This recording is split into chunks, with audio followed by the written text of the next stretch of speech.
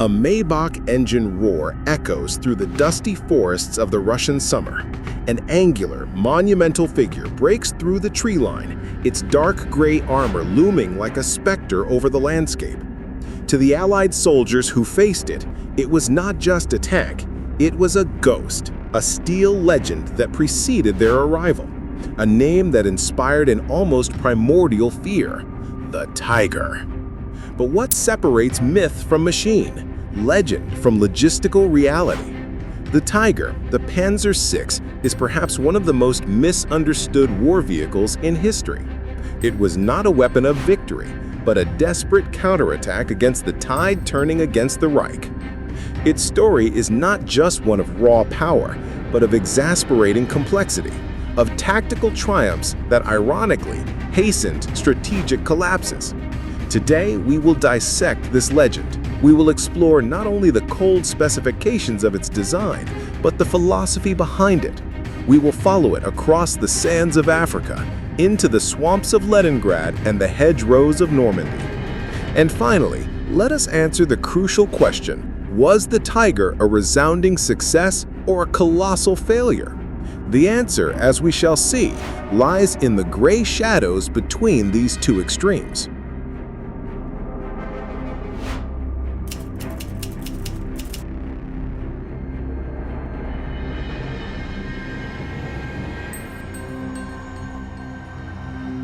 To unravel the Tiger's DNA, one must travel back in time to a moment of traumatic rupture. Not to the clean corridors of the Ministry of Armaments, but to the freezing mud of the Eastern Front in the autumn of 1941.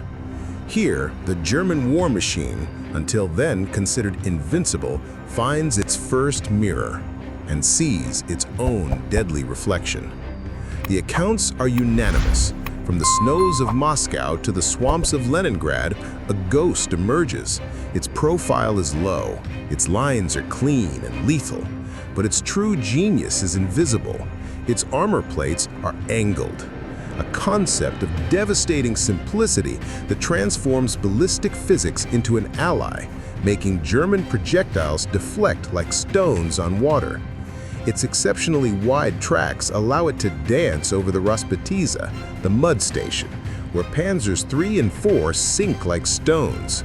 This is the T-34, and its emergence is not a mere tactical setback, it's a paradigm shift.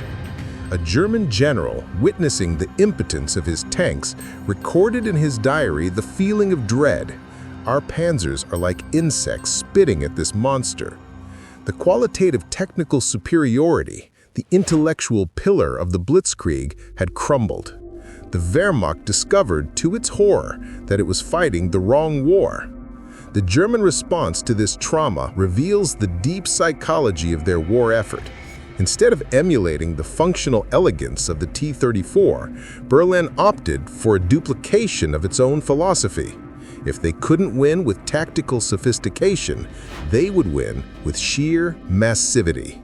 It was a reaction that mixed despair with a deeply ingrained arrogance.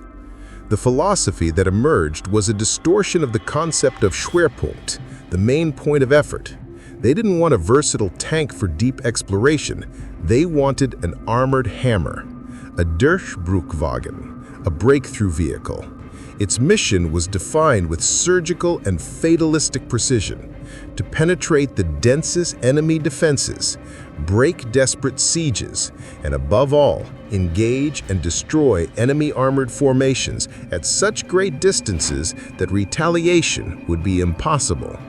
It would not be a knight of the Blitzkrieg, it would be a Sturmpanzer on an epic scale, a breaker of the siege. It was the materialization of a doctrine of annihilation at a distance. This ambitious concept gave rise to one of the most fascinating engineering duels in history. On one side, Ferdinand Porsche, the celebrated visionary. His prototype, the VK 45.01P, was a technological masterpiece, an armored Ferrari. Its hybrid electric gasoline propulsion system was revolutionary, eliminating the need for a complex mechanical transmission. It promised smooth handling and instant power, but its genius was its curse. The system was notoriously untested, prone to overheating, consumed astronomical amounts of copper, a scarce strategic resource, and had an alarming tendency to catch fire. It was a futuristic solution for a war that was happening now. On the other side, Henschel and its chief engineer Erwin Aders, their approach was of brutal pragmatism. Instead of reinventing the wheel, they took what already worked, a conventional mechanical transmission, a Maybach gasoline engine, and scaled it up to monumental proportions. The Henschel prototype was less a leap in the dark and more a Panzer IV taken to its logical and absolute extreme. It was heavy, predictable, and most importantly, producible and, in theory, repairable in the field. On April 20th, 1942, Hitler's birthday, the stage was set. The two steel giants were put to the test before the Führer. Hitler's heart beat for Porsche's revolution, but the reality of war, fought across thousands of kilometers of front, prevailed. Henschel's robust and reliable design won. Reliability, at that crucial moment, triumphed over brilliance. The Panzerkampfwagen VI Tiger I was born, not as a simple evolution of tank design, but as a declaration of war in steel. It was the German belief in absolute quality, personified in 57 tons of armored determination, defying the rising tide of Soviet quantity. It was a daring gamble, and like all gambles, it carried within its design the seeds of its own glory and its own ruin.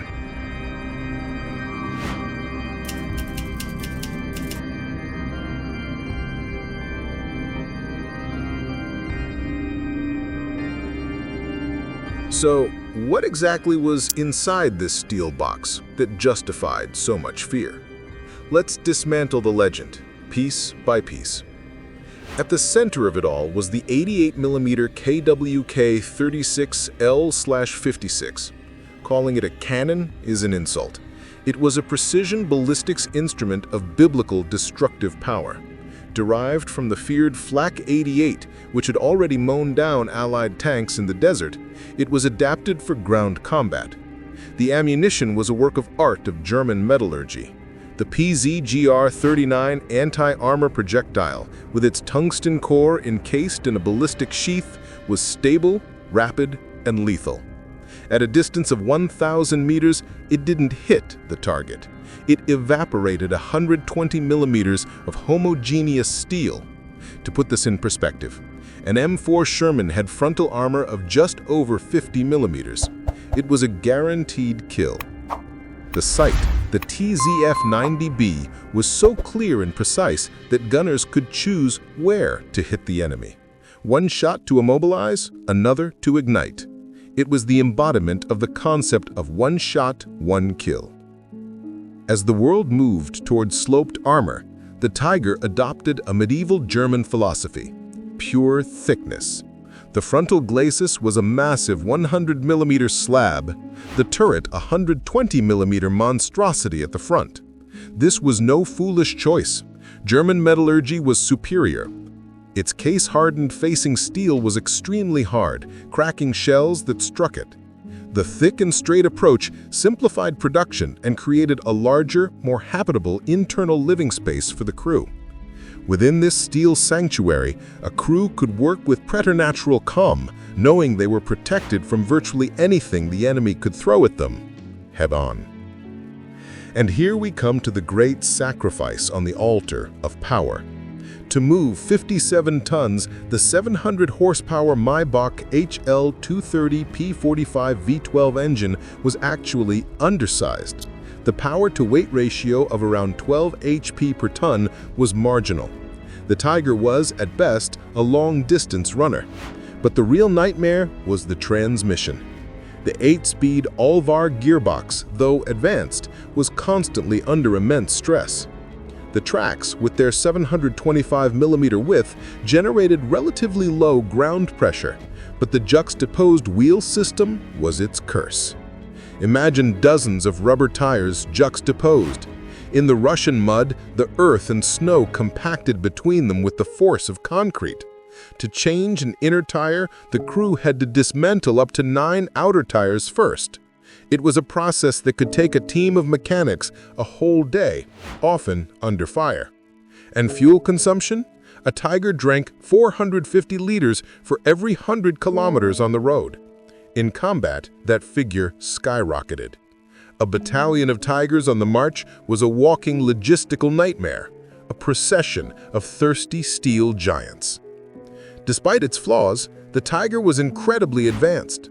The hydraulic steering system allowed the driver to turn the steering lever with just 2 fingers, something unthinkable in other heavy tanks of the time.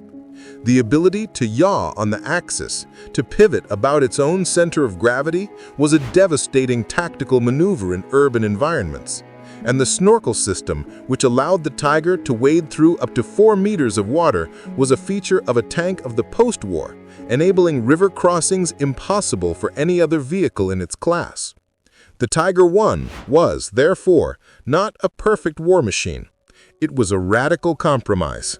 A compromise that prioritized firepower and protection above all else. Mobility, reliability, logistics, and cost. It was, at its core, the purest expression of late-war German combat doctrine. Tactical triumph, no matter the strategic cost.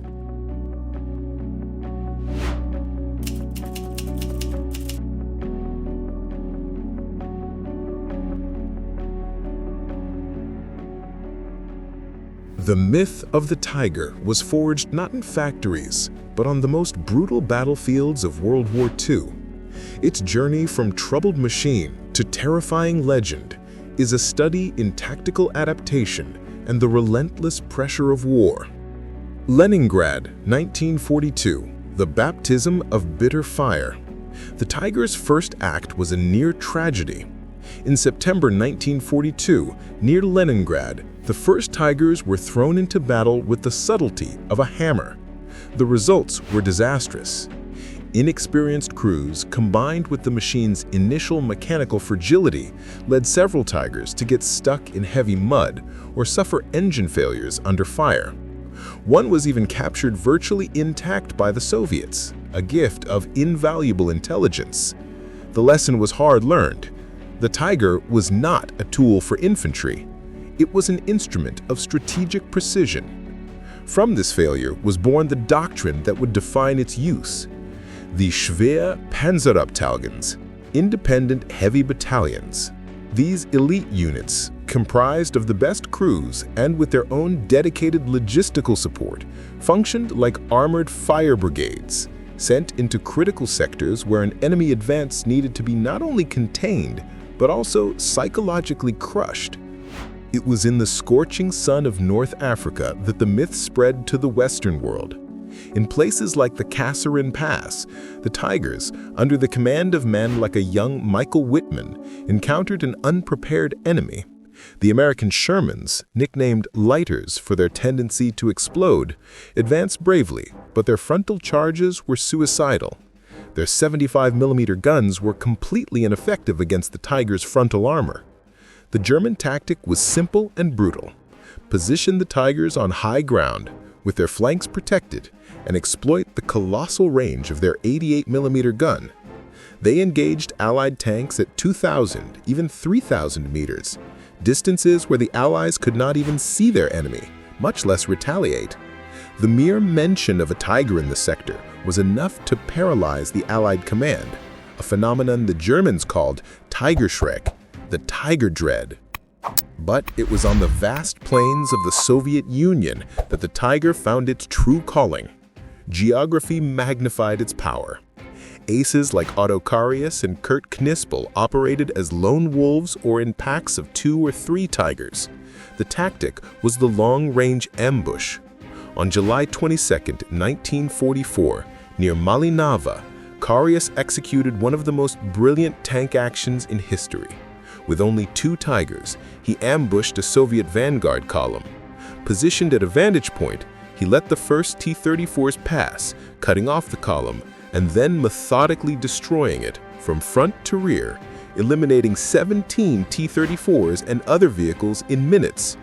It was doctrine in its purest form, Annihilation without engagement, a nightmare of precision and power that arrived from nowhere. The Normandy scenario, however, was a cruel twist of fate. The bocage, an endless maze of dense hedgerows, ditches, and sunken roads, was the tactical antidote to the Tiger. Its limited mobility made it an easy target. It could not use its range. The battle was fought at 50 meters, where even the most modest gun could be lethal. Here, the Tiger's 80mm armored flanks became its weak point, vulnerable to the M10 Wolverine tank destroyers, the M18 Hellcat, and, most crucially, the British Sherman Firefly with its 17-pounder gun that could pierce the Tiger frontally. And yet, even in this cage, the beast could attack. Michael Wittmann's action at Villers-Bocage on June 13, 1944, is proof of this. In an attack of pure instinct and audacity, a single Wittmann Tiger, supported by others, burst into a column of the 7th Armored Division, the Desert Rats. In 15 minutes of absolute chaos, it destroyed dozens of vehicles, tanks, armored cars, trucks, creating tactical pandemonium. It was a triumph of individual initiative over doctrine, but it was also an exception. Villers-Bocage was the Tiger's swan song as a dominant weapon. From that point on, it increasingly became the prey, surrounded and hunted on a battlefield for which it was never designed.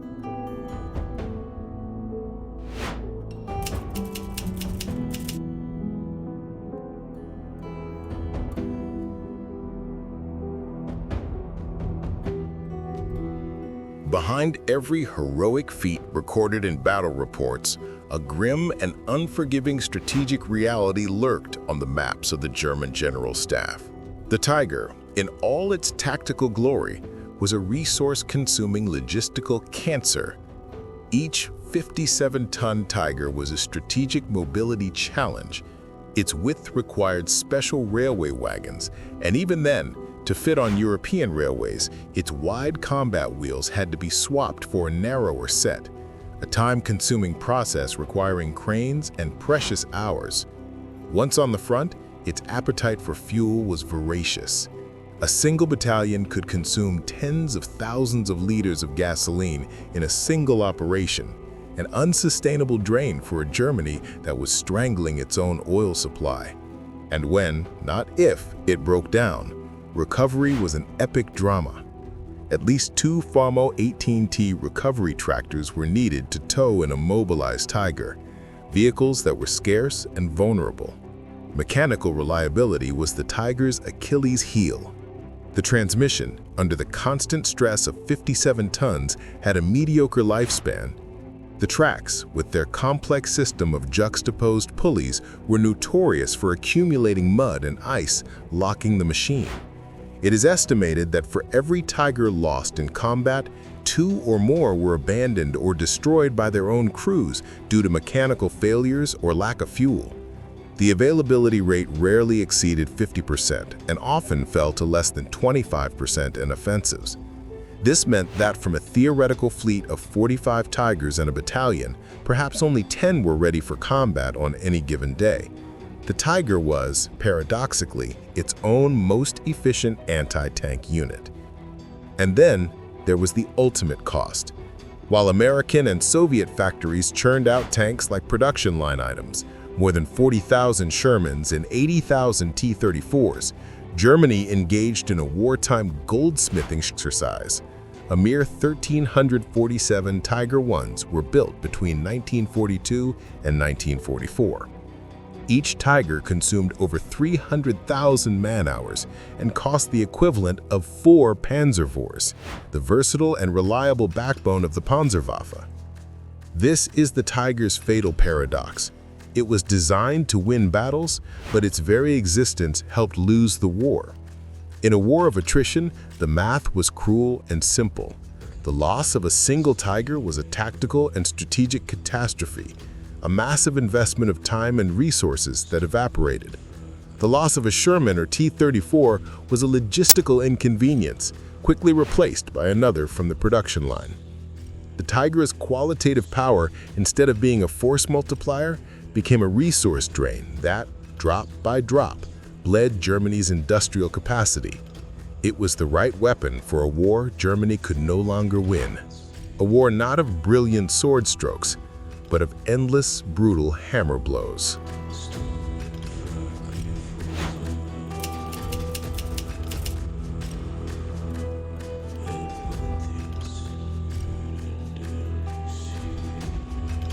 So, we arrive at the final verdict, a question that echoes through the decades.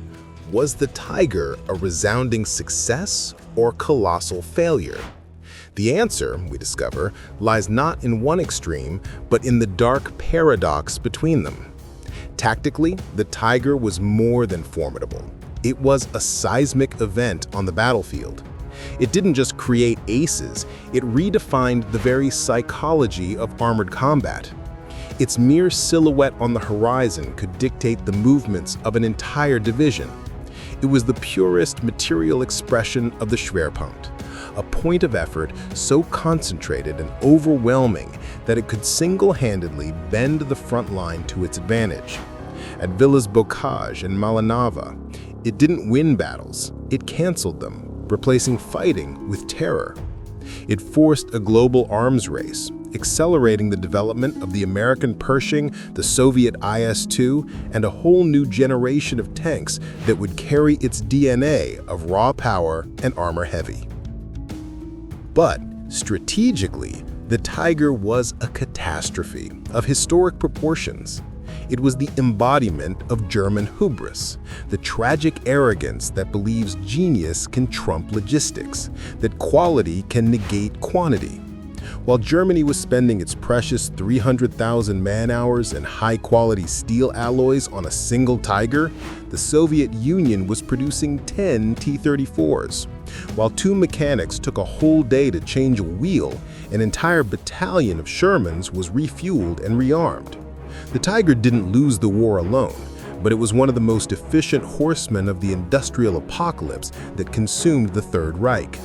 It was the perfect weapon for an army that envisioned a war of short, brilliant campaigns, fighting the wrong war, a war of attrition, of mass production, where numbers, not legends, dictate the final outcome.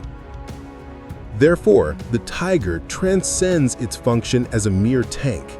He becomes a powerful and enduring symbol. A symbol of German technical brilliance, yes, but also of its fatal arrogance.